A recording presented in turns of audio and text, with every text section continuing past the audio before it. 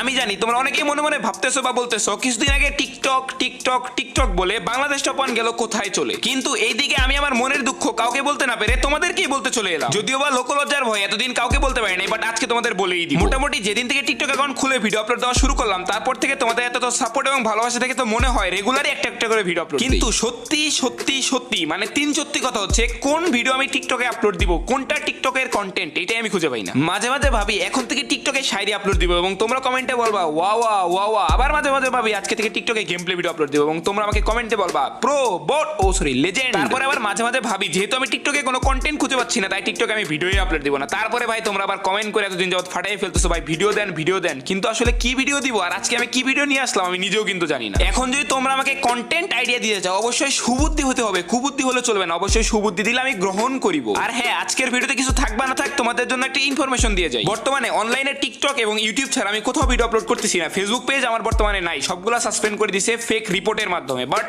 মনে হচ্ছে এখন আবার নতুন করে আমার বলা লাগবে ফেসবুক ফেসবুক ফেসবুক এবং খোলা লাগবে ফেসবুক পেজ। খুব সুন খুলবো নাকি ফেসবুক পেজ।